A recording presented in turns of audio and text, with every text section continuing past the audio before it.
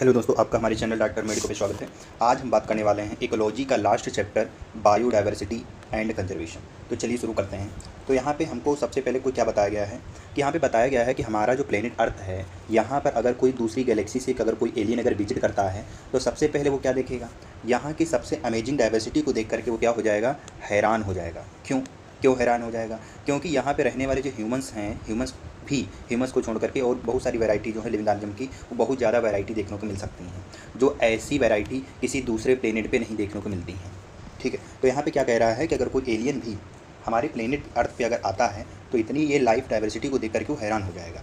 हमारे आसपास इतनी सारी स्पीसीज़ हैं जिन्हें देखकर हम आज भी फैसिनेट होते हैं, मतलब अट्रैक्टिव होते हैं, उनको देख करके हैरान भी कभी कभी हो जाते हैं। यहाँ पे क्या बताया गया, कुछ इंटरेस्टिंग है। तो हम लोगों ने क्या पाया कि जैसे चींटियों की जो स्पीसीज़ है वो 20,000 है, बीटल की जो स्पीसीज़ है वो 3 लाख हैं, और फिश की जो स्पीसीज़ है वो 28,000 है, और आर्किड की जो स्पीसीज़ वो लगभग 20,000 स्पीसीज़ हैं। यहाँ पे क्या दिया गया, इकोलॉजिस्ट और इवोल्यूशनरी जो बायोलॉजिस्ट हैं, इन्होंने जो है इतनी ज़्यादा डाइवर्सिटी को देख करके उनसे कुछ क्वेश्चन पूछते हैं। ठीक है, तो उस यहाँ पर हम लोग जो है कुछ मेन क्वेश्चन निकल के आते हैं कि जब इकोलॉजिस्ट और इवोल्यूशनरी बायोलॉजिस्ट जब इतनी डाइवर्सिटी को जब देखते हैं तो उनके दिमाग में कुछ क्वेश्चन आते हैं। क्या क्वेश्चन आते हैं कि इतनी सारी जो स्पीसीज़ हैं क्यों हैं? ठीक है, क्या जो है ये डाइवर्सिटी हमेशा ऐसा ही रही है हमारी अर्थ पे? दूसरा क्या कह रहा है, अगला क्या कह रहा है कि ये डाइवर्सिफिकेशन हुआ तो कैसे हुआ? ठीक है, अब क्या कह रहा है, इसकी डाइवर्सिटी इतनी ज़्यादा ज़रूरी क्यों है? ठीक है, और इसका जो फंक्शन है, इससे ह्यूमंस को क्या फ़ायदा हो सकता है? इन सब चीज़ों के बारे में क्वेश्चन निकल के आते हैं। तो हम लोग देखते हैं बायोडाइवर्सिटी क्या होती है। तो बायोडाइवर्सिटी क्या है कि बायोडाइवर्सिटी मतलब हेट्रोजेनिटी को बताता है, मतलब हमारा बायोस्फीयर जो है बहुत ज़्यादा डाइवर्स है। ठीक है, exist not only at the species level, केवल ये डाइवर्सिटी जो है स्पीसीज लेवल तक ही नहीं वैलिड है, ये बायोलॉजिकल ऑर्गेनाइजेशन के सारे लेवल में वैलिड है। यहाँ तक कि अगर हम एक माइक्रो मॉलिक्यूल से लेकर के चलते हैं, सेल के अंदर जो माइक्रो मॉलिक्यूल होता है वहाँ पर भी डाइवर्सिटी देखने को मिलती है, और एक जो लार्जर एरिया है जिनको बायोम्स बोलते हैं वहाँ पर भी डाइवर्सिटी देखने को मिलती है। अब दिया है बायोडाइवर्सिटी जो टर्म है, ये एक सोशियो बायोलॉजिस्ट थे जिनका नाम था एडवर्ड बेरसन, उन्होंने पॉपुलराइज़ किया और उन्होंने डिस्क्राइब भी किया कि डाइवर्सिटी को कंबाइन करके उन्होंने देखा कि जो बायोलॉजिकल ऑर्गेनाइजेशन के सारे लेवल को उन्होंने बताया, देखा। तो जेनेटिव डाइवर्सिटी है वो 3 लेवल की हो सकती है, एक जेनेटिक डाइवर्सिटी, स्पीसीज डाइवर्सिटी और इकोलॉजिकल डाइवर्सिटी होती है।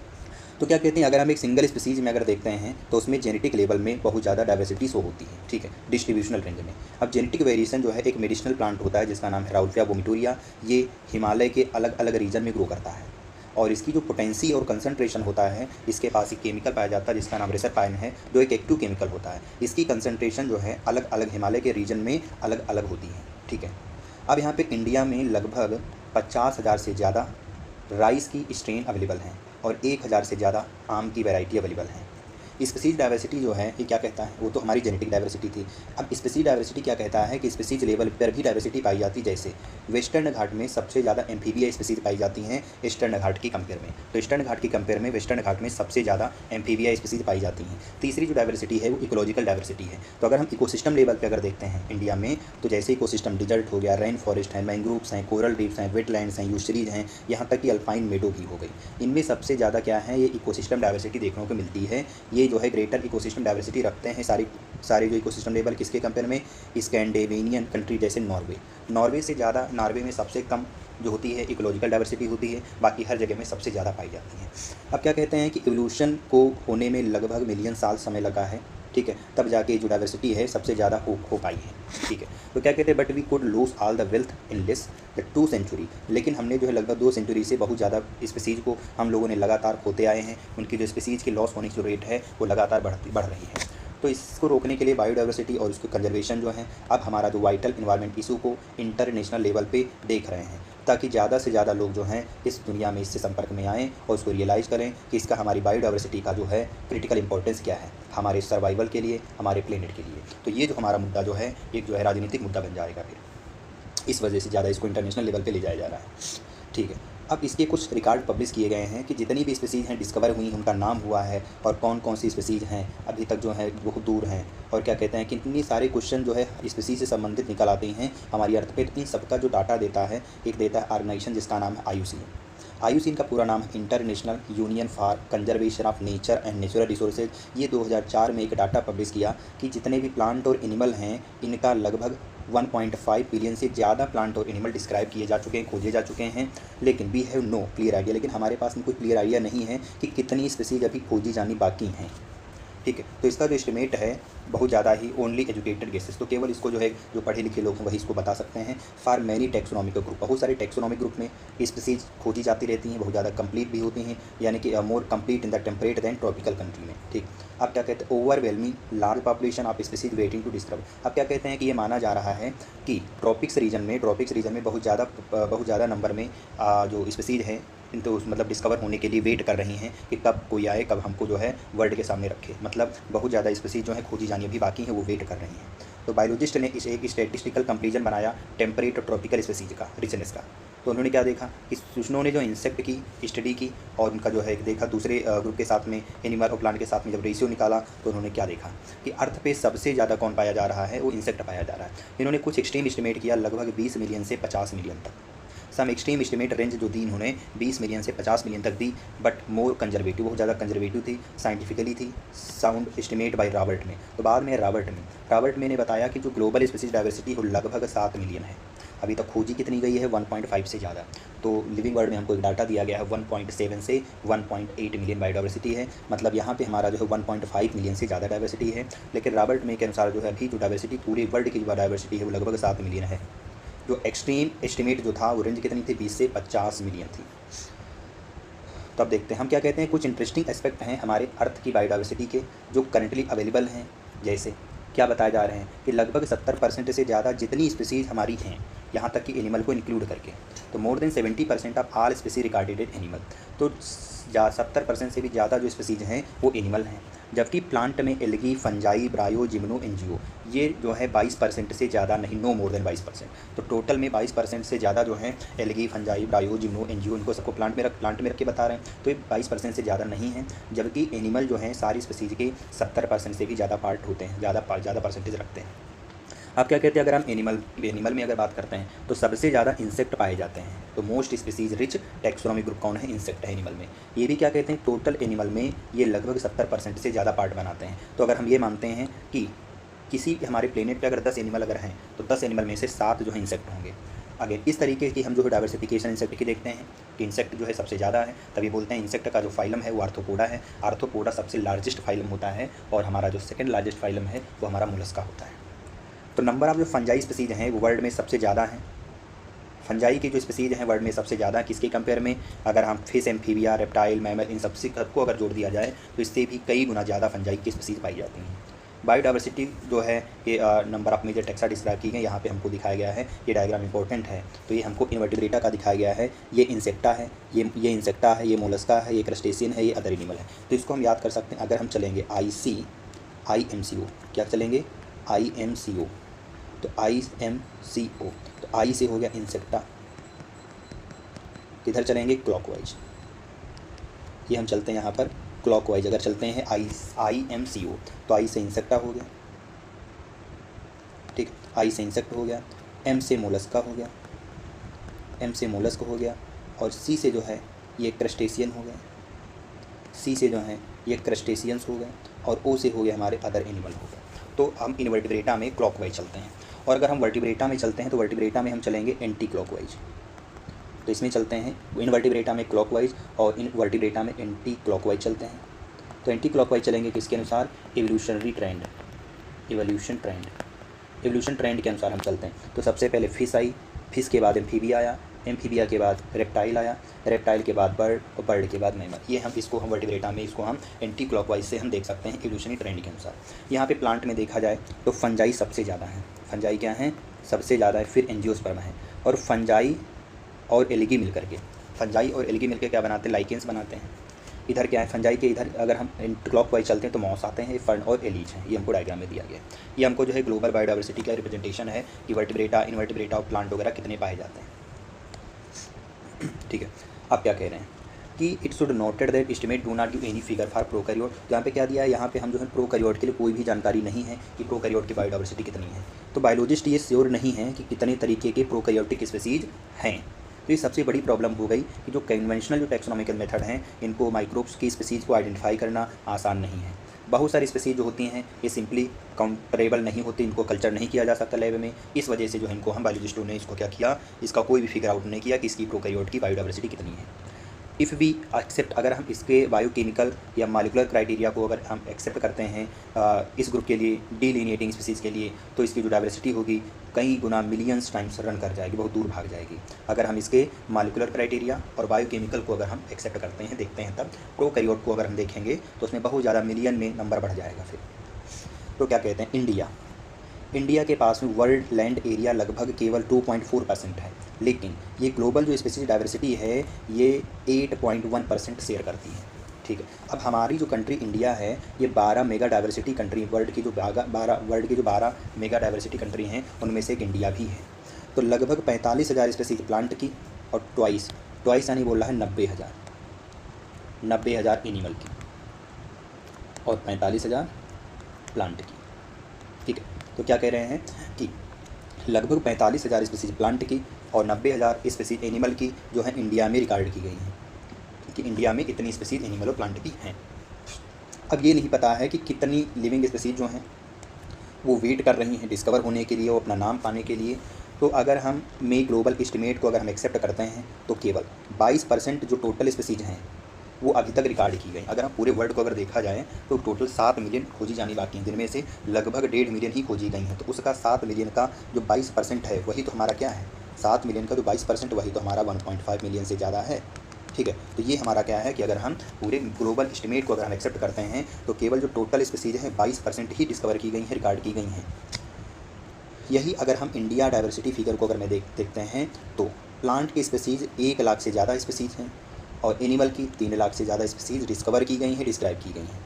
ठीक है, तो would be able to complete inventory of biological wealth of our country. तो हम इस चीज़ों से हम जानकारी इकट्ठा कर सकते हैं कि कितनी स्पीसीज खोजी गई हैं, कितनी प्लांट की हैं, कितनी एनिमल की हैं। तो कंसीडर एमिनेंस जो ट्रेंड मैन पावर हैं, एमिनेंस ट्रेंड मैन पावर को बोलते हैं टैक्सोनॉमिस्ट। ये क्वेश्चन नीट 26 में दे सकता है। क्या दे सकता है कि जो टैक्सोनॉमिस्ट होते हैं, जो टैक्सोनॉमिस्ट हैं इनको क्या बोलते हैं, इनको बोलते हैं ट्रेंड मैन पावर। इनके पास होती है एमिनेंस ट्रेंड मैन पावर, इनको बोलते हैं टैक्सोनॉमिस्ट को। ठीक है, अब इनको जो है अपनी पूरी जॉब के लिए time required to complete the job. अब इस सिचुएशन में क्या करते हैं, बहुत ज़्यादा होपलेस हो जाते हैं, वो रियलाइज़ करते हैं इसमें बहुत ज़्यादा फ्रैक्शन है स्पीसीज़ का, ऐसी स्पीसीज़ हैं कि बहुत ज़्यादा एक्सटिंक्ट होने की कगार पे हैं, उनको डिस्कवर करने से पहले वो गायब हो जाएंगी। ये सारी कहानियाँ, ये सारी पॉइंट निकल के आते हैं कि जो नेचर, जो बायोलॉजिकल जो लाइब्रेरी है, जो नेचर क्या है, बायोलॉजिकल लाइब्रेरी है, इसमें ये लगातार बर्न हो रही है। और ये जो है बुक स्टॉप देयर, अब बहुत सारी किताबें जो हैं सबका उसका टाइटल के फॉर्म में, कैटलॉग के फॉर्म में उसको इकट्ठा करके रखा जाता है नेचर बुक लाइब्रेरी को इस तरीके से। अब यहाँ पे बता रहा है पैटर्न ऑफ बायोडाइवर्सिटी। तो पैटर्न ऑफ बायोडाइवर्सिटी में क्या है, एक तो हमारे पास लेटिट्यूडनल ग्रेडियंट है। तो लेटिट्यूडनल ग्रेडियंट में देखते हैं प्लांट और एनिमल की जो डाइवर्सिटी है वो हर जगह पूरे वर्ल्ड में एक जैसी नहीं रहती है। वो डिपेंड यहाँ तक कि उसका डिस्ट्रीब्यूशन भी अनइवन होता है कि बहुत सारे प्लांट और एनिमल के जो ग्रुप हैं वो भी क्या होती हैं, उनकी डाइवर्सिटी के पैटर्न में थोड़ा सा इंटरेस्ट आता है, थोड़ी अलग तरीके से डाइवर्सिटी होती है। मोस्ट वेल नोन जो इसका जो कारण है, जैसे इसका जो एनिमल और प्लांट की जो डाइवर्सिटी का डिस्ट्रीब्यूशन के अकॉर्डिंग जो क्या कहते हैं वेरिएशन जो है, इसका कारण क्या है कि लैटिट्यूडनल ग्रेडियंट। तो डाइवर्सिटी में लैटिट्यूडनल ग्रेडियंट कारण ही बनता है। तो जनरली अगर हम बात करते हैं स्पीसीज डाइवर्सिटी जो है, अगर आप इक्वेटर से पोल की तरफ जाते हो तो स्पीसीज डाइवर्सिटी घटती है। कुछ एक्सेप्शन हैं, जैसे ट्रॉपिक्स में लैटिट्यूडनल जो रेंज है वो 23.5 डिग्री नॉर्थ से 23.5 डिग्री साउथ है, किसका है, ट्रॉपिक्स का है। यहाँ पे स्पीसीज ज़्यादा होती टेम्परेट और पोलर एरिया के कंपेयर में। अगर आप कोलंबिया जो इक्वेटर के पास है, यहाँ पर बर्ड की जो स्पीसीज हैं 1400 स्पीसीज बर्ड की हैं, जबकि न्यूयॉर्क के पास में जो 41 डिग्री नॉर्थ पे है उसके पास 105 स्पीसीज हैं। ग्रीनलैंड जो है 71 डिग्री नॉर्थ पे है तो उसके पास केवल 56 स्पीसीज हैं। इंडिया के पास में जो है बहुत ज़्यादा, इसके पास लैंड एरिया ट्रॉपिकल लैटिट्यूड का है, इसके पास 1200 स्पीसीज बर्ड से उससे भी ज़्यादा है। जो फॉरेस्ट है ट्रॉपिकल रीजन के पास, जिसको बोलते हैं इक्वाडोर, वो लगभग 10 टाइम से ज़्यादा स्पीसीज रखता है वेस्टल प्लांट की, फॉरेस्ट की, जो क्या कहते हैं टेम्परेट रीजन के जो बराबर एरिया रखता है, जैसे मिड वेस्ट हो गया यूएसए में। अब लार्जली जो ट्रॉपिकल अमेज़न रेन फॉरेस्ट है साउथ अमेरिका में इसकी जो इसकी जो अर्थ पे सबसे ज़्यादा डाइवर्सिटी होती है। तो अगर हम होम टू मोर, अगर हम क्या कहते हैं स्पीसीज, इसकी प्लांट की स्पीसीज देखें तो 40,000 से ज़्यादा हैं। मछलियों की 3000 से ज़्यादा हैं, बर्ड की 1300 से ज़्यादा हैं, और क्या कहते हैं मैमल और एम्फीबिया की 427 हैं, रेप्टिलिया की 378 हैं, और इनवर्टिब्रेटा की 1,25,000 से ज़्यादा हैं। तो साइंटिस्ट ने एक एस्टिमेट किया कि जो रेन फॉरेस्ट हैं उनमें लगभग 2 मिलियन इंसेक्ट हैं, 2 मिलियन इंसेक्ट हैं जो रेन फॉरेस्ट में रहते हैं। अब वो जो हैं डिस्कवर और नाम पाने के लिए वेट कर रहे हैं। तो हम यहाँ से कुछ बर्ड की स्पीसीज उसको हम याद कर लेते हैं। बर्ड स्पीसीज कैसे याद करेंगे? हम याद करते हैं CNG होता है वैसे, CNG। तो यहाँ पे आई लगा देंगे। तो सबसे ज़्यादा यहाँ पे क्या होगा? यहाँ पे अगर मैं ए लगा दूँ तो ACNG क्या होगा? ये होगा अमेजोन। सी से हो गया कोलंबिया, आई से हो गया इंडिया, एन से हो गया यहाँ पे न्यूयॉर्क, और जी से हो गया ग्रीनलैंड। इसको ऐसे याद कर सकते हैं। तो सबसे ज़्यादा जो यहाँ पे जो डाइवर्सिटी है वो अमेजोन में, फिर कोलंबिया में, फिर इंडिया में, फिर न्यूयॉर्क में, फिर यहाँ पे क्या जाएगा? ग्रीनलैंड में। तो अमेजोन में कितनी स्पीसीज़ हैं? अमेजोन में क्या कहते हैं, बर्ड की कितनी स्पीसीज़ हैं? 1300 हैं। बर्ड की कितनी हैं? 1300 हैं। लेकिन कोलंबिया में कितनी है? यहाँ पे कोलंबिया में जो है 1400। तो यहाँ पे ये नहीं आएगा, तो इसको जो है CNG याद कर सकते हैं। ठीक है, तो अभी इसको अमेजोन को चाहे हटा सकते हैं। तो इसमें हम याद कर लें पहले। ठीक, कोलंबिया में कितनी है? 1400 हैं। इंडिया में कितनी है? 1200 हैं। ठीक है, न्यूयॉर्क में कितनी है? 105 हैं, और ग्रीनलैंड में 56 हैं। ठीक है, और कोलंबिया और इंडिया में अमेजोन की अगर मैं डाटा लिखूँ, अमेजोन रेन फॉरेस्ट का अगर मैं डाटा लिखता हूँ तो सबसे ज़्यादा क्या है? इनवर्टिब्रेटा। इनवर्टिब्रेटा कितने हैं? 1,25,000 क्या हैं? इनवर्टिब्रेटा हैं। उसके बाद में कौन आ जाते हैं? उसके बाद में आते हैं प्लांट। तो 40,000 से भी ज़्यादा क्या हैं? प्लांट हैं। ठीक है, तो उसके बाद में आ जाते हैं मछलियाँ। तो 3,000 जो हैं वो क्या हैं? फिश है। ठीक है, उसके बाद में आती हैं बर्ड जो हैं वो 1300 हैं। 1300 जो है यहाँ पे अमेजोन रेन फॉरेस्ट में बर्ड हैं। उसके बाद में मैमल जो हैं 400, जो 27 नंबर में हैं, ये एम्फीबिया और मैमल दोनों हैं।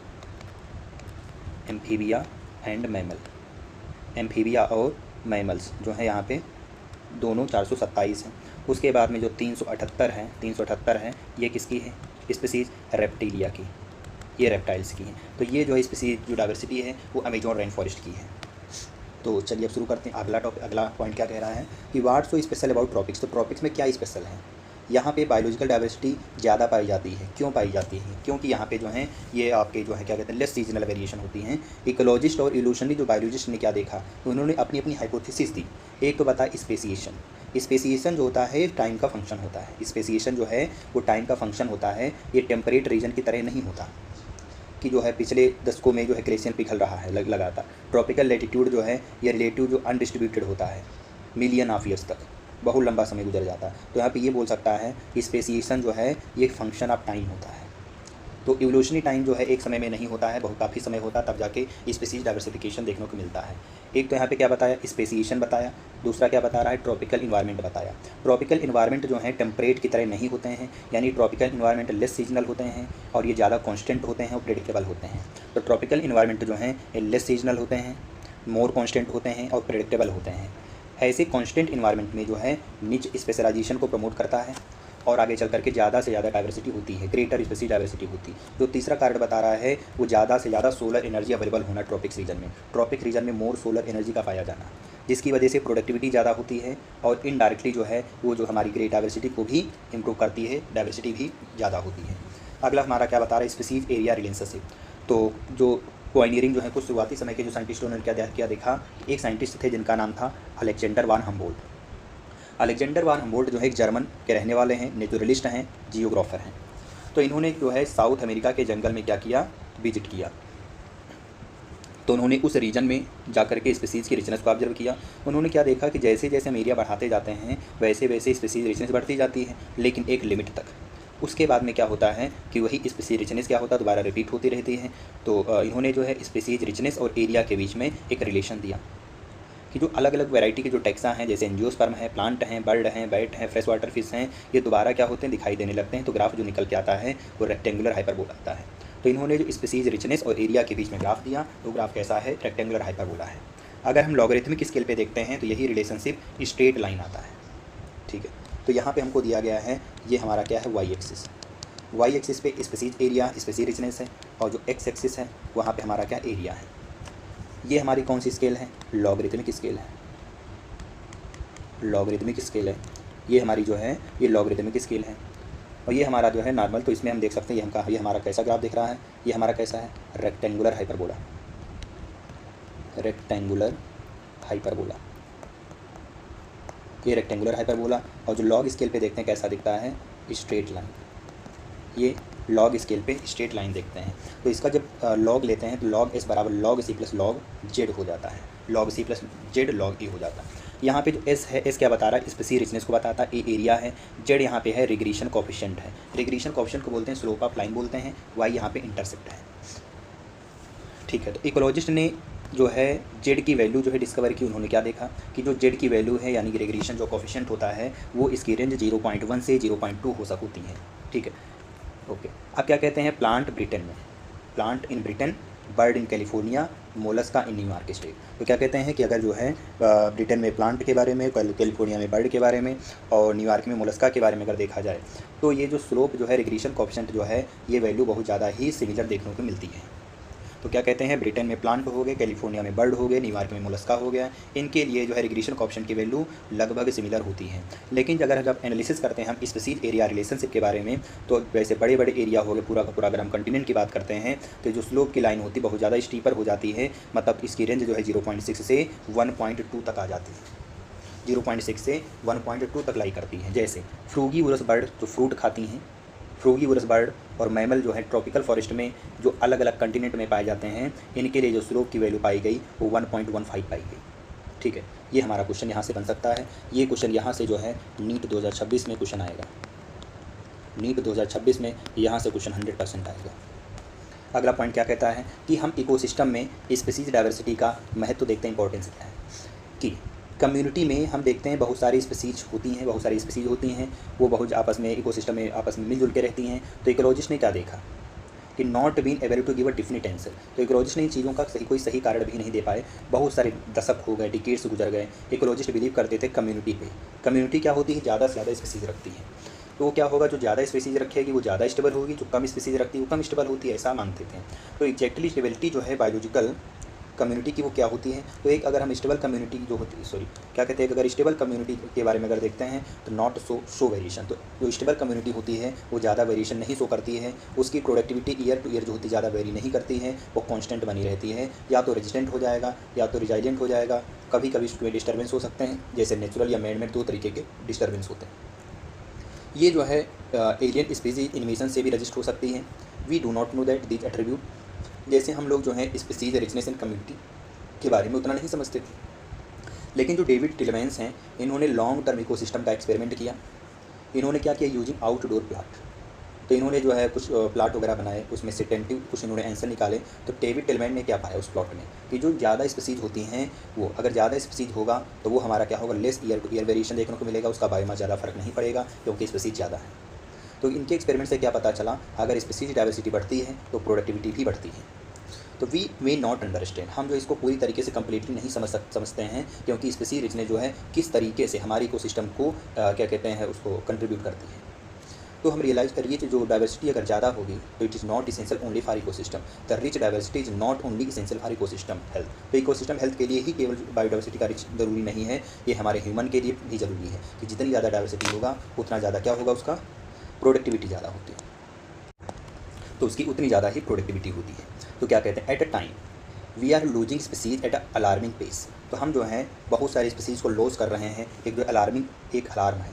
One might ask, does really matter a few species become extinct, क्या रियल में कुछ स्पीसीज गायब हुई हैं, तो हमें जवाब आता है यस। तो जो हम देखते हैं कि वेस्टर्न घाट इकोसिस्टम में अगर देखा जाए तो वेस्टर्न घाट इकोसिस्टम कैसा, लेस फंक्शनल है। क्यों, क्योंकि वहाँ पर जो है फ्रॉग की स्पीसीज बहुत ज़्यादा ही लॉस हो गई हैं। तो how is our quality of life affected, तो किस तरीके से हमारी क्वालिटी इफेक्ट हो सकती है। क्या कहते हैं कि लगभग इंस्टेड ऑफ 20,000 वी है ओनली, तो हमारे पास में जो अर्थ पे लगभग 20,000 स्पीसीज थी, लेकिन अब केवल कितनी बची हैं, 15,000 स्पीसीज ही अर्थ पे बची हुई चींटियों की। तो चींटियों की जो स्पीसीज थी वो लगभग 20,000 थी, लेकिन अब जो है 15,000 ही बची हुई अर्थ पे। इतनी ज़्यादा 5,000 स्पीसीज चींटियों की गायब हो गई है, एक्सटिंक्ट हो गई है। There are no direct answer, इसका कोई डायरेक्ट आंसर नहीं है। Native questions, we can develop a proper perspective through an analogy. तो हम जो है एक प्रॉपर एनालॉजी के जरिए से हम एक अपना इसका आंसर निकालते हैं। तो उस थीसिस का नाम है rivet proper hypothesis. Rivet proper hypothesis जो है ये पाउल एरलिख के द्वारा दिया गया। पाउल एरलिख क्या है? स्टैनफोर्ड इकोलॉजिस्ट हैं। इन्होंने एक एरोप्लेन को इकोसिस्टम कंसीडर कर लिया। इन्होंने क्या कहा कि सारे पार्ट जो हैं वो मिलजुल करके हज़ारों रिवेट्स के जरिए से, जो रिवेट्स को इन्होंने स्पीसीज बोला और एरोप्लेन को इकोसिस्टम बोला। इन्होंने क्या कहा कि अगर एरोप्लेन बनाना है तो हज़ारों कीलें लगती हैं तब जाके एरोप्लेन बनता है। तो इसी तरीके से इकोसिस्टम को अगर बनाना है तो हज़ारों की संख्या में स्पीसीज होनी चाहिए। इफ़ एवरी पैसेंजर, आप क्या कहते हैं कि अगर कोई क्या कहते हैं एरोप्लेन में अगर ट्रेवल कर रहा है तो हर पैसेंजर जो है अपने घर जब आता है तो उस एरोप्लेन से एक एक रिवेट को लेके चला है। तो उसका कारण क्या होगा? स्पीसीज धीरे धीरे एक्सटिंक्ट हो जाएगी। इसी तरीके से अगर एक एक स्पीसीज को अगर हम हटाते चले जाएंगे तो हमारा इकोसिस्टम क्या होगा? डिस्टर्ब हो जाएगा। It may not affect safely, ये उतना ज़्यादा इफेक्ट नहीं करेगा अगर हम एक एक लाएंगे, लेकिन ये कब ज़्यादा इफेक्ट कर सकता है? अगर यहाँ से ज़्यादा रिवेट को हटा दिया जाए तो हमारा जो प्लेन होगा वो डेंजरस कंडीशन में आ जाएगा, एक समय के बाद में तहस नहस हो जाएगा। इन्होंने क्या कहा कि अगर हम वहाँ की कौन सी रिवेट को हटा दें जो बहुत ज़्यादा क्रिटिकल होगी, यानी कि अगर पंखों की रिवेट के ऊपर हटा देते हैं तो बहुत ज़्यादा क्रिटिकल हो जाएगा, तो हमारा एरोप्लेन खत्म हो सकता है। तो लॉस ऑफ रिवेट जो है यानी विंग्स की अगर हम हटाते हैं तो विंग्स के रिवेट को अगर हटाने से पूरा का पूरा जो होता है डेंजरस कंडीशन में चला जाता है। उसी तरीके से जो स्पीसीज हमारे इकोसिस्टम फंक्शन को ड्राइव यानी चलाने में हेल्प करती हैं उनको बोला जाता है कीस्टोन स्पीसीज। वो बहुत ज़्यादा ही डेंजरस, अगर उनको हटा दिया जाएगा तो हमारे पूरा का पूरा इकोसिस्टम डिस्टर्ब हो जाएगा। ठीक है, ये कहना चाह रहा है। तो अब हम देखते हैं लॉस ऑफ बायोडाइवर्सिटी। तो ये बहुत ज़्यादा डाउटफुल है कि क्या बहुत सारी नई स्पीसीज जो होती हैं वो ऐड की जाती हैं जिसको स्पेसिएशन बोलते हैं, और अर्थ के ऊपर जो है बहुत सारे जो हैं लगातार स्पीसीज के लॉसेस देखने को मिल रहे हैं। बायोलॉजिकल जो वेल्थ है हमारे प्लेनेट की वो लगातार घटती चली जा रही है। ठीक, इसको हम उंगलियों पर गिन सकते हैं। इसका कारण क्या है? इंसानी हरकतें, ह्यूमन एक्टिविटी। पहला कारण क्या है? कॉलोनाइजेशन। जो ट्रॉपिकल पैसिफिक आइसलैंड है, ह्यूमन के द्वारा वहाँ पर कॉलोनी बना दी गई है, जिसकी वजह से लगभग वहाँ के रहने वाली जो बर्ड हैं उसकी 2000 से भी ज़्यादा स्पीसीज़ ख़त्म हो चुकी हैं, एक्सटिंक्ट हो चुकी हैं। तो IUCN ने 2004 में एक डाटा पब्लिश किया। उन्होंने कुछ ने क्या देखा कि पिछले 500 सालों में total species 784 species 784 species extinct हो गई हैं, जिनमें से वर्टिब्रेटा की स्पीसीज़ 338 हैं। वर्टिब्रेटा की स्पीसीज़ 338 हैं, इनवर्टिब्रेटा की स्पीसीज़ 359 है और प्लांट की 87 है। यहाँ पे लिख सकते हैं इन 500 ईयर्स, इन 500 ईयर में टोटल स्पीसीज़ कितनी ख़त्म हुई हैं? 784 स्पीसीज़ क्या हैं? एक्सटिंक्ट हो गई हैं। क्या हो गई हैं? एक्सटिंक्ट हो गई हैं, जिनमें से 338 जो हैं वर्टिब्रेट हैं और 359 जो हैं वो इनवर्टिब्रेट हैं। ठीक है, और 87 जो हैं वो क्या हैं? प्लांट्स हैं। ठीक है, आप क्या कहते हैं कि कुछ एग्जाम्पल हैं जो अभी तत्काल बहुत कुछ ही समय पहले ही रिसेंटली एक्सटिंक्ट हुए हैं। जैसे मॉरिशस से डोडो एक्सटिंक्ट हो गया, अफ्रीका से क्वेगा एक्सटिंक्ट हो गया, ऑस्ट्रेलिया से थैलासीन, रसिया से स्टीलर सिकाऊ, और जो है 3 सब स्पीसीज़ हैं टाइगर की जिनका नाम है बाली, जावा, कैस्पियन, ये भी एक्सटिंक्ट हो गई हैं। तो अगर पिछले 20 सालों में अगर ही केवल देखा जाए तो पिछले 20 सालों में 27 स्पीसीज़ गायब हो चुकी हैं। अगर हम अगर केयरफुल रिकॉर्ड की अगर एनालिसिस करते हैं तो ये कोई रैंडम नहीं होने वाला है। ठीक है, जैसे एम्फीबिया जो हैं ये बहुत ज़्यादा ही खतरे में हैं, तो एम्फीबिया की स्पीसीज बहुत ज़्यादा ही वर्नरेबल हैं, बहुत ज़्यादा खतरे में आ गए हैं। तो इन सबको अगर हम सिनेरियो अगर बनाते हैं एक्सटेंशन की तो हमको लगता है कि 15,500 स्पीसीज से भी ज़्यादा स्पीसीज जो हैं वो खतरे का गायब होने की कगार पे आ गई हैं वर्ल्ड वाइड। अगर हम वर्ल्ड वाइड अगर बात करते हैं तो 15,500 स्पीसीज से भी ज़्यादा स्पीसीज जो हैं वो ख़त्म होने की कगार पे हैं। प्रेजेंटली अगर बात की जाए तो बर्ड की स्पीसीज 12%, मैमल की स्पीसीज 23% और एम्फीबिया की स्पीसीज 32% और जिम्नो की स्पीसीज 31% जो हैं ये वर्ल्ड वाइड एक्सटिंक्शन होने का सामना कर रही हैं। यानी कि यहाँ से लिख सकते हैं ये क्वेश्चन आने की संभावनाएं हैं। जो थ्रीट एक्सटेंशन क्या होगा? थ्रीट एक्सटेंशन कितनी स्पीसीज हैं इसको याद कर सकते हो, AGMB। ठीक, ए से हो गया हमारे पास एम्फीबिया, ए से हो गया एम्फीबिया हो गया, जी से हो गया जिम्नोस्पर्म, एम से हो गया मैमल, और बी से हो गया बर्ड। ठीक है, तो अब इनकी जो स्पीसीज है वो सबसे ज़्यादा एम्फीबिया 32% हैं, जिम्नोस्पर्म जो है 31% हैं, और मैमल जो है कितने हैं? 23% हैं, और बर्ड जो है कितनी हैं? 12% हैं। इसमें देखा जाए वर्ल्ड वाइड ये क्या है? अगर हम वर्ल्ड वाइड अगर डाटा देखते हैं तब ये इतना हो जाएगा। तो ये क्वेश्चन जो है यहाँ से नीट 26 में आएगा, नीट 26 में यहाँ से क्वेश्चन आएगा। ठीक, अब अगला पॉइंट देख लेते हैं। इतने लोग जो हैं पूरे वर्ल्ड वाइड जो हैं खतरे की कगार पे हैं, यानी कि ख़त्म होने की कगार पे हैं। आप क्या कहते हैं कि अगर हम फॉसिल की रिकॉर्ड को अगर देखते हैं अर्थ के ऊपर, तो हम देखते हैं कि लाइफ की हिस्ट्री कैसी है। तो फॉसिल की मदद से हम देख सकते हैं कैसी हिस्ट्री रही है। तो हम अगर एक लार्ज स्केल पे हम स्पीसीज़ के लॉस होने को अगर देखते हैं, तो करंटली जो है और इससे पहले जो है उनके विटनेस को देखते देखते ह्यूमन के पहले जो है, ह्यूमन के पहले का जो सीन था लगभग 3 बिलियन साल पहले, बहुत लॉन्ग पीरियड, यानी 3 बिलियन साल से भी ज़्यादा समय पहले जो है लाइफ आई थी। तो उस समय लाइफ का डाइवर्सिफिकेशन हुआ अर्थ के ऊपर। तो अब तब से लेकर के आज तक जो है लगभग 5 बार पूरी तहस नहस हो चुका है। तो 5 एपिसोड हो गए हैं मास एक्सटेंशन के स्पीसीज के। अब जो चल रहा है, जो 6th एक्सटेंशन चल रहा है, ये बहुत तेज़ी के साथ चल रहा है। जितने भी पहले एपिसोड हुए हैं उनसे कई गुना ज़्यादा रेट है। जो करंट जो स्पीसीज एक्सटेंशन जो रेट है वो एस्टिमेट किया गया लगभग 100 से 1000 टाइम्स फास्टर है, जब ह्यूमंस नहीं था और अब ह्यूमन है। तो इतना जो डिफरेंस है, जो 6वां जो एक्सटेंशन चल रहा है, ये 100 से 1000 टाइम्स फास्टर है। ठीक है, इसके लिए जिम्मेदार कौन है? हमारी एक्टिविटी जिम्मेदार है, इसको जो है फास्टर कर रही हैं। इकोलॉजिस्ट ने वार्निंग दी है कि अगर इसको रोका नहीं गया, इस तरीके से डाइवर्सिटी को अगर लॉस होता गया, तो अगर इसको रोका नहीं गया तो आने वाले 100 सालों में लगभग पूरी अर्थ की आधी स्पीसीज़ गायब हो जाएगी। आने वाले 100 सालों में अर्थ की लगभग आधी स्पीसीज़ गायब हो जाएगी। जनरल अगर बात किया जाए तो बायोडाइवर्सिटी के जो लॉस होने का जो कारण है, उसकी वजह से क्या होगा कि प्लांट का प्रोडक्शन घट जाएगा। रेजिस्टेंस क्या होगा? इन्वायरमेंटल पर डिस्ट्रीब्यूशन से, जैसे सूखे से हो गया, ये भी रेजिस्टेंस घट जाएगा। और वेरिएशन बढ़ने लगता है, increase variability in certain ecosystem processes, जैसे प्लांट की प्रोडक्टिविटी, वाटर यूजेज, पेस्ट हो गया, डिजीज साइकिल हो गया, इनमें सब में इंक्रीजमेंट हो जाएगा। जो बायोडाइवर्सिटी के जो कॉज के जो बायोडाइवर्सिटी लॉस के जो कारण हैं, उसका कारण क्या है? इस वजह से क्या हो रहा है? स्पीसीज़ का एक्सटेंशन की रेट क्या हो रही बढ़ रही है वर्ल्ड वाइड। तो वर्ल्ड जो है बहुत ज़्यादा फेस कर रहा है, लार्जली बहुत ज़्यादा ही खतरे के कगार पे है। कारण क्या है? Human activity. तो टोटल 4 मेजर कारण हैं बायोडाइवर्सिटी लॉस के, जिनको बोला गया इविल क्वाड्रेट, यानी अनावश्यक बुराइयाँ। तो इन इविल क्वाड्रेट हैं क्या है? सब रिक्विट इज जो इविल क्वाड्रेट जो है ये यूज़ किया जाता है सोब्रिक्विट यूज टू डिस्क्राइब, यानी कि जो 4 मेजर जो कारण हैं इनको डिस्क्राइब करने के लिए इसका यूज़ किया जाता है। अब देख लेते हैं जो मेजर जो 4 कारण हैं उनमें जो सबसे बड़ा जो कारण है वो कौन? Habitat loss and fragmentation. तो क्या दिया? मोस्ट इंपॉर्टेंट जो कारण है एनिमल और प्लांट के एक्सटेंशन होने में वो कौन? हैबिटेट लॉस एंड फ्रेगमेंटेशन है। ये सबसे ज़्यादा ड्रामेटिक है हैबिटेट लॉस, कि ये ट्रॉपिकल रेन फॉरेस्ट से सबसे ज़्यादा हैबिटेट लॉस हो रहे हैं। तो हमारी जो अर्थ लैंड सरफेस है वो 14% से भी ज़्यादा कवर करती थी कौन? फॉरेस्ट।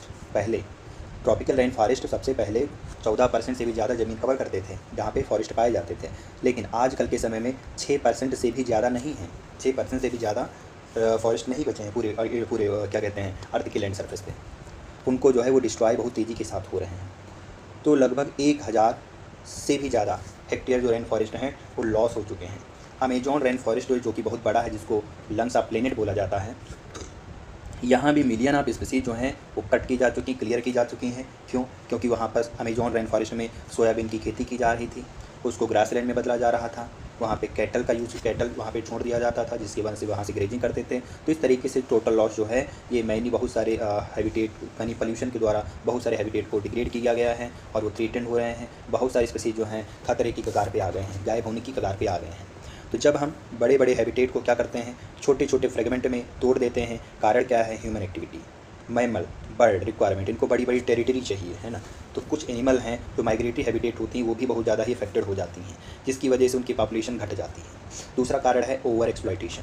ओवर एक्सप्लॉइटेशन भी एक कारण बनता है जिनमें ह्यूमंस हमेशा जो है नेचर पे डिपेंडेंट रहा है फूड और शेल्टर के लिए। जब उसकी आवश्यकता लालच में बदल जाती है, जब उसकी नीड जो है ग्रीड में बदल जाती है, तब क्या होता है? ओवर एक्सप्लॉइटेशन होता है नेचुरल रिसोर्सेज का। बहुत सारी स्पीसीज हैं जो पिछले 500 सालों में क्या हो गई हैं, ह्यूमन के द्वारा ओवर एक्सप्लॉइट की गई, बहुत ज़्यादा ही उसका यूज किया गया। जैसे स्टीलर सी काऊ और पैसेंजर पिजन, ये जो हैं ओवर एक्सप्लॉइटेशन के कारण है। स्टीलर सी काऊ कहाँ से एक्सटेंट हुई थी? ये रसिया से एक्सटेंट हुई थी। प्रेजेंट समय में अगर देखी जाए तो बहुत सारी जो मैराइन फिशेज पॉपुलेशन है ये भी पूरे वर्ल्ड में बहुत ज़्यादा हार्वेस्ट की जा रही हैं, ये भी इंडेंजर्ड हैं, यानी कि बहुत सारी स्पीसीज जो है खतरे की कगार पे हैं, एक्सटिंक्ट होने की कगार पे आ गई हैं। तीसरा जो कारण है एलियन स्पीसीज इन्वेजन। जब कोई बाहर से बाहरी कोई स्पीसीज जो है बिना कोई इंटेंशन के वहाँ पे बिना किसी पर्पज़ के छोड़ दिया जाता है, तो वो बहुत ज़्यादा इन्वेसिव हो जाती है। और वहाँ पे क्या करता है, जो वहाँ की रहने वाली जो स्पीसीज होती हैं, इंडिजिनस स्पीसीज होती हैं, उनके एक्सटेंशन को उनको गायब करा देता है, उनकी पॉपुलेशन को घटा देता है। जैसे क्या कह रहा है, ईस्ट अफ्रीका में लेक विक्टोरिया में एक नील पर्च को छोड़ दिया गया, ठीक है। तो उसने क्या किया, उस लेक में सिचिलिड की फ़िश सिचिलिड की 200 से भी ज़्यादा मछलियों को क्या कर दिया, एक्सटिंक्ट करा दिया।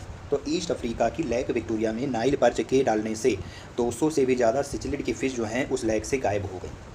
ठीक है, तो ये इस तरीके से ये क्या हो कर रहा है, इन्वायरमेंटल डैमेज कर रहा है।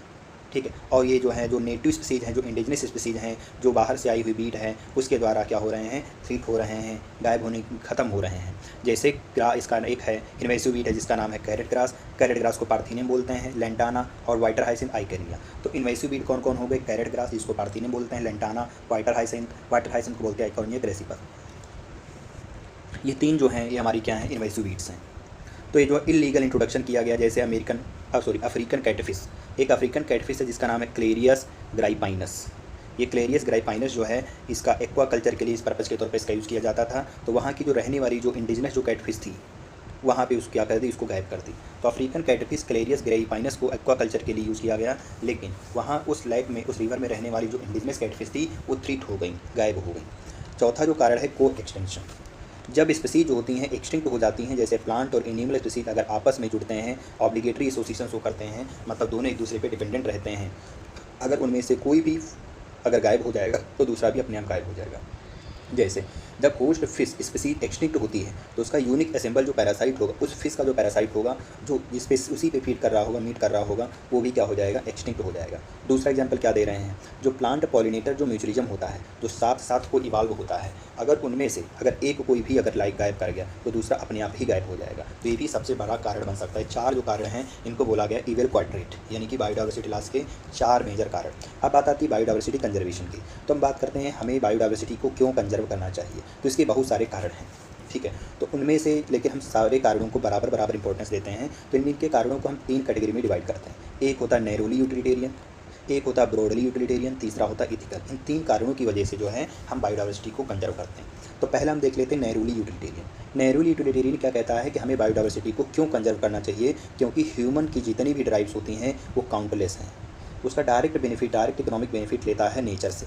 जैसे फूड के लिए सेरेल्स, पल्सेस, फ्रूट हो गया, फायर वुड यानी कि जलाने के लिए लकड़ियाँ, fibre, construction material, industrial product में tannins, lubricants, dye, resin, perfume वगैरह हो गया, और बहुत सारे मेडिसिन वगैरह भी बनाते हैं। तो इस जो है हमारे नैरोली यूटिलिटेरियन में आ जाता है, ठीक है।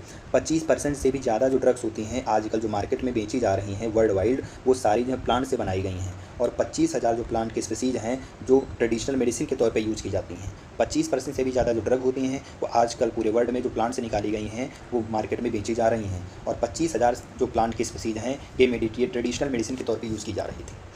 यूज्ड बाय नेटिव पीपल, वहाँ के रहने वाले लोगों के द्वारा जो है 25,000 प्लांट की स्पीसीज जो है वो ट्रेडिशनल मेडिसिन के तौर पे यूज़ की जा रही थी। नो बडी नो, कोई नहीं जानता how many more medicinal useful plant, कोई नहीं जानता कि और कितनी और ये कैसे मेडिसिनल प्लांट जो हैं यूज़फुल होते हैं। जैसे देयरफॉर ट्रॉपिकल रेन फॉरेस्ट, अगर जब आप ट्रॉपिकल रेन फॉरेस्ट में जब हम क्या करते हैं विजिट करते हैं, तो जब हम ट्रॉपिकल रेन फॉरेस्ट को वेटिंग को एक्सप्लोर करते हैं तो वहाँ पे हमको क्या दिखता है, वहाँ पे रिसोर्सेज बढ़ते रहते हैं। तो उसको बोलते हैं bio prospecting. Bio prospecting term जो क्या कहता है, exploring molecular, genetic and species level diversity. अगर हम इकोनॉमिक इंपॉर्टेंस के प्रोडक्ट की डाइवर्सिटी के लिए हम species level diversity, genetic level diversity और मॉलिक्यूलर लेवल डाइवर्सिटी को हम एक्सप्लोर करते हैं तो उसी को बोलते हैं बायो प्रोस्पेक्टिंग। तो नेशन ने क्या किया, इस बायोडाइवर्सिटी को रोकने के लिए इसके फ़ायदे को समझा, फिर इसको इस पे काम किया। दूसरा कारण क्या है, ब्रॉडली यूटिलिटेरियन। ब्रॉडली यूटिलिटेरियन क्या कहता है कि ये इसमें बहुत सारे इकोसिस्टम सर्विसेज होती हैं जो नेचर प्रोवाइड करती है। इसमें इनका मेजर रोल होता है कि बायोडाइवर्सिटी का सबसे बड़ा रोल होता है कि नेचर जो है हमको बहुत सारी इकोसिस्टम सर्विसेज प्रोवाइड करती है। जैसे क्या बोला, fast dueling Amazon rain forest क्या है बहुत ज़्यादा देता है। जैसे जब वो फोटोसिंथेसिस करता है तो अर्थ की एटमॉस्फेयर में जो टोटल ऑक्सीजन है उसका 20% ऑक्सीजन कौन देता है, अमेजॉन रेन फॉरेस्ट देता है। इसी वजह से इसको लंग्स ऑफ प्लेनेट कहा गया है, ठीक है। अब क्या कहते हैं कि पॉलिनेशन जो है without which plant can not give fruit, यानी बिना पॉलिनेशन के प्लांट जो हैं फ्रूट और सीड नहीं दे सकते हैं। इज एनदर सर्विस, ये दूसरी सर्विसेज है। इकोसिस्टम प्रोवाइड करता है पॉलिनेटर, जैसे bee, bumble bee, bird bat वगैरह हो गया, ये सब क्या है, पॉलिनेशन कराते हैं। पॉलिनेशन क्या एक सर्विस है इकोसिस्टम की, ठीक है। अब यहाँ पे क्या कह रहा है, इंटेंजिबल बेनिफिट होते हैं जो हम नेचर से लेते हैं, ठीक है। जैसे एस्थेटिक प्लेजर के लिए हम क्या करते हैं, वॉकिंग थ्रू थिक वुड, यानी कि हम लकड़ी के सहारे से हम चलते हैं। वाचिंग स्प्रिंग फ्लावर, यानी कि हम स्प्रिंग फ्लावर को देखते हैं कि वो किस तरीके से खिलते हैं।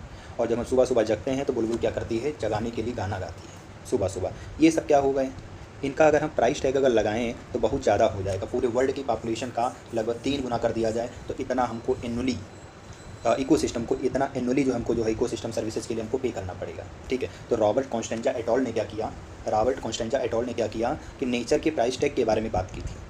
ठीक, तो एथिकल आर्गूमेंट भी तीसरा कारण है। तो ये भी बताता है कि बायोडाइवर्सिटी को हमको कंजर्व करना चाहिए। क्यों? तो यहाँ पे क्या कह रहा है कि एथिकल आर्गुमेंट भी बताता है कि बायोडाइवर्सिटी को कंजर्व करना चाहिए। क्यों? क्योंकि वी ओज मिलियना प्लांट्स, तो हम जो है बहुत सारे मिलियना प्लांट्स को देखते हैं, एनिमल माइक्रोब स्पीसीज को, जो क्या करते हैं हमारे प्लेनेट को मेंटेन करते हैं। फिलोसफिकली या स्पिरिचुअली अगर देखा जाए तो इनको हमें ज़रूरत है, वी नीड टू रियलाइज, इनकी हमें ज़रूरत है। दैट एवरी स्पीसीज, तो हर स्पीसीज की वैल्यू अपनी एक मेन वैल्यू होती है, इंट्रिंसिक वैल्यू होती है। Even it may not be currently are in economic values, लेकिन भले ही वो जो है आजकल के समय में उनकी कोई भी वैल्यू ना हो इकोनॉमिकली, लेकिन हमारी मोरल ड्यूटी क्या होती है? इनकी देखभाल करना। और क्योंकि ये जो हमारी बायोलॉजिकल लीगेसी है वो अच्छी है, ताकि जो हमारी जो आने वाली जनरेशन है वो देख सके कि पिछले ज़िंदगी में कौन कौन सी स्पीसीज़ थी। इस वजह से जो है ये इनको कंजर्व करना चाहिए। अगला क्या है, वो क्यों कंजर्व करना चाहिए, कारण देख लिया। कैसे कंजर्व करते हैं वो हम देख लेते हैं। When we conserve and protect, जब हम पूरे इकोसिस्टम को कंजर्व या प्रोटेक्ट करते हैं तो जो बायोडाइवर्सिटी होगी वो सारे लेवल पे, तो क्या कहते हैं कि हमें जो है बायोडाइवर्सिटी को हम कैसे कंजर्व कर सकते हैं। तो इसमें बताया गया है कि अगर हम पूरे इकोसिस्टम को अगर हम कंजर्व या प्रोटेक्ट करते हैं जब, तो सारे लेवल की बायोडाइवर्सिटी प्रोटेक्ट हो जाती है, कंजर्व हो जाती है। जैसे अगर हम सेव करते हैं कि पूरे फॉरेस्ट को, तो वहाँ के टाइगर भी सेव हो जाते हैं। जिस अप्रोच को बोलते हैं इन सीटू या ऑन साइट कंजर्वेशन, मतलब अगर हम पूरे के पूरे इकोसिस्टम को ही अगर हम कंजर्व या प्रोटेक्ट करते हैं तो उसको बोलते हैं ऑन साइट या इन सीटू कंजर्वेशन बोलते हैं। वहाँ की जो देयर आर सिचुएशन, अगर एनिमल या प्लांट अगर इंडेंजर्ड कंडीशन में है या थ्रीटेंड है, मतलब वो ऑर्गेनिज्म बहुत ज़्यादा ही रिस्क में है, एक्सटेंशन में, जो आने वाले समय में गायब हो सकते हैं, तो उनको हम क्या करते हैं, वहाँ से उनकी ज़रूरत है, उनको अर्जेंटली उनको वहाँ से हटाते हैं और वहाँ से उनको सेव करते हैं। तो दूसरी जगह पे डिजायरेबल अप्रोच, यानी कि उनके अनुसार जो नेचुरल इन्वायरमेंट क्रिएट करके हम उनको वहाँ पे रखते हैं, तो ऐसा कंजर्वेशन कहलाता है एक्स सीटू या ऑफ साइट कंजर्वेशन कहलाता है। तो हम देखते हैं इन सीटू कंजर्वेशन। तो इन सीटू कंजर्वेशन में क्या है कि ये जो है फेस करते हैं बहुत ज़्यादा ही कन्फ्लिक्ट फेस करते हैं। ठीक, एंड कंजर्वेशन, बहुत सारे नेशन ने जो है इसको पाया कि ये अनरियलिस्टिक और इकोनॉमिकली नॉट फिजिबल है, कि इसमें जो सारी बायोलॉजिकल वैल्यू को कंजर्व करना कोई उतनी ज़रूरी नहीं है। लेकिन इनवेरिएबली बहुत ज़्यादा नंबर ऑफ स्पीसीज जो होती वेट कर रही हैं कि हमें जो है कंजर्व किया जाए, कि कंजर्वेशन रिसोर्सेज अवेलेबल हैं, तो वो जो है उनको गायब होने से बचाया जाए। ग्लोबल के बेसिस पे, अगर हम ग्लोबल के बेसिस पे देखते हैं तो ये जो प्रॉब्लम है ये इमीडिएट कंजर्वेशन के लिए है। ठीक, तो उनको क्या किया गया, आइडेंटिफाई किया गया कि उसको मैक्सिमम प्रोटेक्शन दिया जाए। उनको बोला गया बायोडाइवर्सिटी हॉटस्पॉट, जो बहुत ज़्यादा ही स्पीसीज रिचनेस रखते हैं, वहाँ पर सबसे ज़्यादा इंडिमिज्म पाई जाती है, हाई डिग्री ऑफ इंडिमिज्म होता है, हाई लेवल बायोडाइवर्सिटी होती है, उन रीजन को बोलते हैं बायोडाइवर्सिटी हॉटस्पॉट। तो ये क्या कहते हैं कि इनिशियली जो शुरुआती समय में 25 बायोडाइवर्सिटी हॉटस्पॉट थे, लेकिन अब और 9 और बायोडाइवर्सिटी हॉटस्पॉट को ऐड किया गया है, तो जो टोटल बायोडाइवर्सिटी हॉटस्पॉट है पूरे वर्ल्ड में वो 34 यानी 34 हो गए हैं, जिनमें से ये क्या करते हैं कि जो हैबिटेट लॉस के एक्सेलेरेशन को क्या करते हैं, घटाने का काम करते हैं। जिनमें से 3 हॉटस्पॉट जो हैं western Ghat and Sri Lanka, Indo Verma और ईस्टर्न हिमालय, ये जो हैं ये हाई बायोडाइवर्सिटी रीजन वाले होते हैं, इनमें सबसे ज़्यादा बायोडाइवर्सिटी पाई जाती है, तो इनको हमें प्रोटेक्ट करना चाहिए। अब क्या कहते हैं, पूरे अर्थ लैंड एरिया का 2% से भी कम जो हिस्सा जो है बायोडाइवर्सिटी हॉटस्पॉट रखते हैं, लेकिन इनमें नंबर ऑफ स्पीसीज बहुत ज़्यादा होती है। ठीक है, तो ये जो है इनमें सबसे ज़्यादा नंबर ऑफ स्पीसीज पाई जाती है। इनको प्रोटेक्ट अगर हम कर लेंगे तो आने वाले समय में जो मास एक्सटिंक्शन है वो लगभग 30% कम हो जाएगा। इंडिया में जो इकोलॉजिकली जो यूनिक बायोडाइवर्सिटी रिच रीजन है वो लीगली उनको बोला जाता है biosphere reserve, national park, sanctuary, जिनमें से 14 जो हैं बायोस्फीयर रिजर्व हैं, 90 नेशनल पार्क हैं और 448 वाइल्ड लाइफ सेंचुरी हैं। इंडिया जो है ये हिस्ट्री रही है रिलीजियस की और कल्चरल ट्रेडिशन की। ठीक है, तो ये जो है नेचर को हमेशा बचाने में लगी रही है, और बहुत सारे कल्चर हैं, जैसे फॉरेस्ट वरेसाइड, सारे tree, wildlife within वनरेट एंड ग्लोबल प्रोटेक्शन। तो सेक्रेड ग्रुप्स जो होते हैं जैसे खासी जंसिया हिल्स मेघालय में हो गया, अरावली हिल्स राजस्थान में हो गया, वेस्टर्न घाट जो है कर्नाटका महाराष्ट्र में हो गया, सरगुजा चंद्र बस्तर जो है एमपी में हो गया, मध्य प्रदेश में हो गया। मेघालय में सेक्रेड ग्रुप्स जो हैं ये बहुत सारे रिफ्यूजी जो हैं ये यहाँ की थ्रीटन प्लांट को लार्ज नंबर में बहुत ज़्यादा रेयर हैं, थ्रीटन प्लांट होते हैं, क्योंकि यहाँ के रिफ्यूजीज़ को प्रोटेक्ट करते हैं।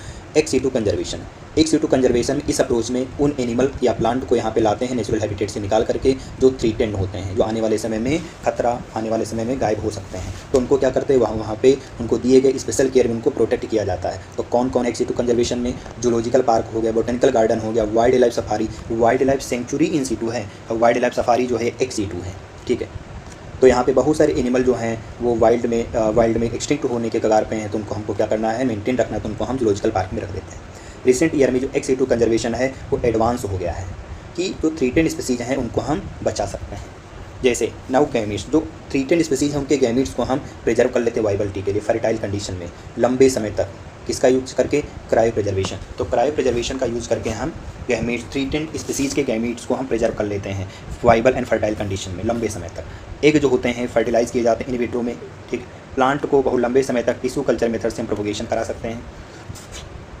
सीड जो है डिफरेंट जेनेटिक स्ट्रेन वाले जो होते हैं इंपॉर्टेंट प्लांट से लाते हैं, उनको हम सीड बैंक में उसको लंबे समय तक रख सकते हैं। बायोडाइवर्सिटी जो है, biodiversity no political boundary. Biodiversity जो है, बायोडाइवर्सिटी ये नहीं जानती, biodiversity no political boundary. Biodiversity के पास में कोई पॉलिटिकल बाउंड्री नहीं होनी चाहिए, लेकिन कंजर्वेशन जो है ये कलेक्टिवली रिस्पॉन्सिबल होता है सारे नेशन के लिए। तो बायोडाइवर्सिटी जो एक पॉलिटिकल सिस्टम बन जाता है जब सारे नेशन इन्वॉल्व होते हैं। तो हिस्टोरिक कन्वेंशन किया गया बायोलॉजिकल डाइवर्सिटी पे, एक था अर्थ समिट जो रियो डी जेनेरियो में 1992 में कराया गया था, ठीक है। तो ये इसमें कॉल्ड अपॉन ऑल नेशन, इन्होंने इसमें जो सारे देश ने ये बताया कि हम जो है बायोडाइवर्सिटी को कंजर्व करेंगे और इसके फ़ायदे को सस्टेनेबल करेंगे, ठीक है। और क्या कहा गया फिर, दूसरी जो वर्ल्ड समिट हुआ सस्टेनेबल डेवलपमेंट के लिए, वर्ल्ड समिट जो है सस्टेनेबल डेवलपमेंट के लिए किया गया, सस्टेनेबल डेवलपमेंट पे किया गया वर्ल्ड समिट, जो 2002 में किया गया। कहाँ पे, जोहान्सबर्ग साउथ अफ्रीका में, जिसमें 190 देशों ने काम किया, कमिट किया कि हम 2010 तक जो आजकल के समय में जो बायोडाइवर्सिटी लॉस है ग्लोबल वर्ल्ड वाइड, इसको हम क्या करेंगे, रिड्यूस कर देंगे 2010 तक, रीजनल या लोकल लेवल में, जबकि ऐसा कुछ नहीं देखने को मिला है। अब हम लोग समरी देख लेते हैं। समरी में क्या है, लाइफ जो ओरिजिनेट हुई अर्थ पे लगभग 3.8 बिलियन साल पहले, 3.8 बिलियन साल पहले यहाँ पे बताया गया है, लेकिन एवोल्यूशन में 4 बिलियन साल बताया गया है, 4 बिलियन ईयर्स बताया गया लाइफ आई, तो हम 4 बिलियन ईयर्स मानेंगे, ठीक है। देयर हैड इनॉर्मस डाइवर्सिफिकेशन, तो अर्थ पे लाइफ के अलग अलग डाइवर्सिफिकेशन है। बायोडाइवर्सिटी क्या होती है कि टोटल डाइवर्सिटी कितनी है और कितने लेवल में बायोलॉजिकली ऑर्गेनाइजेशन एग्जिस्ट करता है। तो इसका जो इंपॉर्टेंस है डाइवर्सिटी का, वो जेनेटिक, स्पीसीज, इकोसिस्टम लेवल पे होता है। कंजर्वेशन एफर्ट्स का काम क्या है कि हमें सारे लेवल पे डाइवर्सिटी को प्रोटेक्ट करना है। 1.5 मिलियन से भी ज़्यादा जो स्पीसीज हैं वर्ल्ड में रिकॉर्ड की गई, खोजी गई हैं, लेकिन उनमें से लगभग 6 मिलियन स्पीसीज जो है पूरी अर्थ पे वेट कर रही हैं उनके आइडेंटिफिकेशन के लिए और डिस्कवरी के लिए, ठीक है। अब क्या कहते हैं, 70% से भी ज़्यादा एनिमल की जो स्पीसीज हैं वो कौन है, वो उनमें से इंसेक्ट हैं। फंजाई जो ग्रुप है इसमें सबसे ज़्यादा स्पीसीज होती हैं सारे वर्टिब्रेटा को अगर कंबाइन कर दिया जाए। इंडिया में 45,000 स्पीसीज प्लांट की हैं और 90,000 स्पीसीज एनिमल की हैं। इंडिया जो है पूरे वर्ल्ड में जो 12 मेगा डाइवर्सिटी है उसमें आता है, ठीक है। तो इंडिया जो है 12 मेगा डाइवर्सिटी कंट्री जो है वर्ल्ड की, इनमें इसका नाम आता है। स्पीसीज डाइवर्सिटी अर्थ पे जो है यूनिफॉर्मली डिस्ट्रीब्यूटेड नहीं होती है, ये जो है थोड़ी बहुत रैंडम पैटर्न शो करती है। जनरली जो हाईएस्ट सबसे ज़्यादा ट्रॉपिक्स में होती है डाइवर्सिटी, उसके बाद में घटती, तो पोल की तरफ अगर चलते हैं तो घटती जाती है। अगर हम इक्वेटर से पोल की तरफ जाते हैं तो स्पीसीज डाइवर्सिटी घटती जाती है। तो स्पीसीज रिचनेस अगर ट्रॉपिक्स में देखते हैं तो ट्रॉपिक्स बहुत ज़्यादा ही इवोल्यूशनरी टाइम पे ज़्यादा होते हैं, ज़्यादा इवॉल्व होते हैं। क्यों? क्योंकि इसका जो इन्वायरमेंट होता है कॉन्स्टेंट बना रहता है, इसको ज़्यादा से ज़्यादा सोलर एनर्जी मिलती है, जिसकी वजह से प्रोडक्टिविटी ज़्यादा होगी। स्पीसीज जो रिचनेस होती है वो एरिया का फंक्शन होता है। स्पीसीज रिचनेस जो है जिसको बोलते हैं स्पेसिफिकेशन, ये हमारा एरिया का फंक्शन होता है। स्पीसीज एरिया रिलेशनशिप जो है ये हमको रेक्टेंगुलर हाइपरबोला देता है ग्राफ, ठीक है। तो ये हम बिलीव करते हैं कम्युनिटी जो है ये हाई डाइवर्सिटी रखती है, जो क्या है लेस वेरिएबल होती है, ज़्यादा प्रोडक्टिविटी रखती है, ज़्यादा रेजिस्टेंस होती है, तो बाहरी जो आते हैं बायोलॉजिकल इन्वेजन उनसे बचती हैं। अर्थ फॉसिल हिस्ट्री ये बताती है कि जो मास एक्सटेंशन जो पहले हुए हो चुके हैं जब अर्थ बनी थी, जो प्रेजेंट का जो मास एक्सटेंशन है बहुत ज़्यादा ही स्पीड अप में है। कितने गुना? 100 से 1000 टाइम्स ज़्यादा हाइयर है। कारण क्या है? Human activity. लगभग 700 स्पीसीज जो हैं, वही 784 स्पीसीज बताई, 700 स्पीसीज जो है रिसेंट टाइम में ख़त्म हो चुकी हैं और 15,500 स्पीसीज से भी ज़्यादा स्पीसीज ख़त्म हो चुकी हैं। 650 से भी ज़्यादा स्पीसीज इंडिया में जो हैं वो एक्सटेंशन का शिकार हो गई हैं, यानी कि ख़त्म होने की कगार पे हैं। 650 से भी ज़्यादा स्पीसीज जो इंडिया में 3 टू एक्सटेंशन, ठीक। जो हाई एक्सटेंशन का जो कारण है वो क्या है? हैबिटेट लॉस एंड फ्रेगमेंटेशन है, ओवर एक्सप्लॉयटेशन है, एलियन स्पीसीज इन्वेशन हो गया और को एक्सटेंशन हो गया, ठीक है। ये 4 मेजर कारण हैं, इनको बोलते हैं एविल क्वाड्रेट। अर्थ जो है ये बायोडाइवर्सिटी में रिच है, वाइटल रोल प्ले करती है। ये जो है मैनकाइंड के लिए सर्वाइवल के लिए वाइटल रोल प्ले करती है। इसका कारण क्या है? हमें जो बायोडाइवर्सिटी के कंजर्व होने का जो कारण है वो क्या क्या हो सकता है, हमें क्यों कंजर्व करना चाहिए बायोडाइवर्सिटी को? एक तो कारण है नैरोली यूटिलिटेरियन, दूसरा है ब्रॉडली यूटिलिटेरियन, तीसरा है इथिकल। अब हम जो है डायरेक्ट बेनिफिट के अलावा, डायरेक्ट बेनिफिट जैसे फूड, फाइबर, फायरवुड, फार्मास्यूटिकल, इनके अलावा जो हैं हम जो लोग जो हैं इनडायरेक्टली बेनिफिट लेते हैं इकोसिस्टम सर्विसेज के तौर पे, जैसे pollination, pest control, climatic moderation, flood control, इन ये सब का इनडायरेक्ट बेनिफिट है। तो हमारी मोरल रिस्पॉन्सिबिलिटी बनती है कि हम जो है अर्थ बायोडाइवर्सिटी की देखभाल अच्छे से करें। क्यों? क्योंकि अच्छा जो गुड ऑर्डर जो होगा आने वाली जनरेशन को पास होगा। फिर क्या करें, बायोडाइवर्सिटी कंजर्वेशन जो है ये इन सीटू होता है और इन सीटू होता है, एक्स सीटू दोनों हो सकता है। इन सीटू कंजर्वेशन में इंडेंजर्ड स्पीसीज़ को प्रोटेक्ट किया जाता है उन्हीं के नेचुरल हैबिटेट में, पूरे के पूरे इकोसिस्टम को ही प्रोटेक्ट कर दिया जाता है। रिसेंटली 34 बायोडाइवर्सिटी हॉटस्पॉट होते हैं पूरे वर्ल्ड में जो क्या करते हैं, इंटेंसिव कंजर्वेशन एफर्ट डालते हैं, जिनमें से 3 जो हैं वेस्टर्न घाट श्रीलंका हो गया, ईस्टर्न हिमालय हो गया, इंडो बर्मा हो गया, ये सब के हैं 3 हमारे जो हैं इंडिया में पाए जाने वाले जो हैं बायोडाइवर्सिटी हॉटस्पॉट हैं। तो हमारी जो कंट्री में इन सीटू कंजर्वेशन के लिए और बहुत ज़्यादा रिफ्लेक्ट किए गए हैं, वो कोशिश किए गए, जिनमें से 14 बायोस्फीयर रिजर्व हैं, ठीक है, 90 नेशनल पार्क हैं, 450 वर्ल्ड लाइफ सेंचुरी हैं, बहुत सारे सेक्रेड ग्रुप्स हैं। एक्स सीटू कंजर्वेशन में जो है प्रोटेक्टिव मेंटेनेंस देखते हैं कि जैसे जूलॉजिकल पार्क आते हैं एक्स सीटू में, बोटेनिकल गार्डन आते हैं, इन विट्रो फर्टिलाइजेशन होता है, टिश्यू कल्चर प्रोपगेशन हो गया और क्रायो प्रिजर्वेशन हो गया गैमेट का। क्रायो प्रिजर्वेशन क्या होता है कि लिक्विड नाइट्रोजन में -196 डिग्री सेल्सियस पे हम क्या करते हैं, प्रिजर्व कर देते हैं। तो ये हम लोगों ने इकोलॉजी कंप्लीट कर डाली। तो चलिए आप मेरा वीडियो देखते रहिए, कैसा लगा कमेंट में ज़रूर बताएं।